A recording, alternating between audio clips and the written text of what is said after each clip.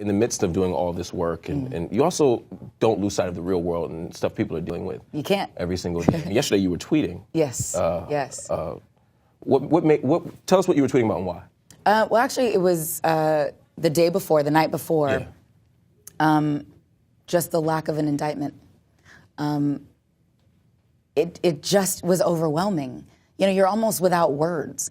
You want to say that you're shocked, but it's like, at the same time, you're like, it's just happening again. It would be shocking if it was the first time, or the second, or the, and you have to have a complete lack of humanity to not at least acknowledge that there's a whole chunk of our country and the world that experiences life and all that it has to offer differently. Yeah.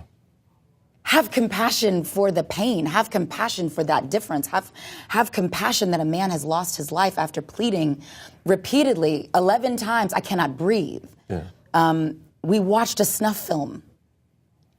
You know, it's like body cameras. We would have had a close-up of it. Like, so this idea for a good chunk of the country that even when it's caught on camera, it's not even enough to say, not to guilt or not guilty, not even a trial, to let all the facts come out in a trial where a jury of their peers decides their innocence or their guilt. We couldn't even get to that point again, and it infuriates me.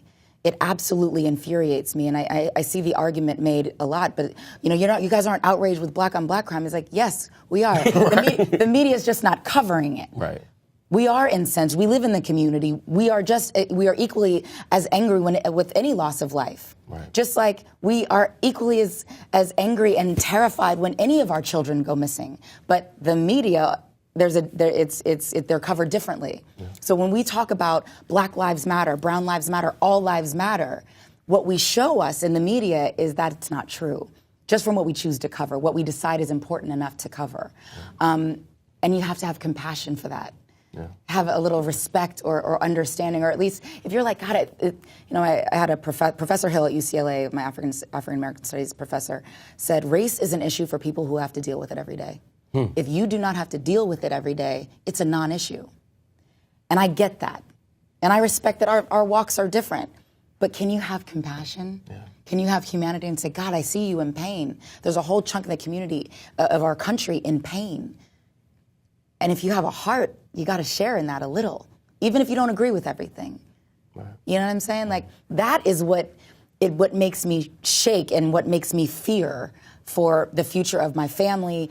Anytime any of my loved ones leave the house, right. Where especially young boys. Young boys, is that people don't seem to have that compassion, or even to make the attempt at understanding where other people are coming from, whether you agree with them or not. I don't agree with Republicans, but sometimes when I'm writing out the check for the taxes, I'm like, okay, I don't agree, but I see where you might be coming from fiscally right when I'm writing this check. The Bush tax cuts sound real good when you got to pay IRS. But I don't agree with it. But I get where you're coming from. I respect your opinion. I just happen to disagree. But you have to have compassion. Yeah. Some empathy. You're not going to have sympathy because we're going to walk a different walk. But have a little empathy for mankind. Like, damn. Word. Are we there? Are we there? Yeah. Like,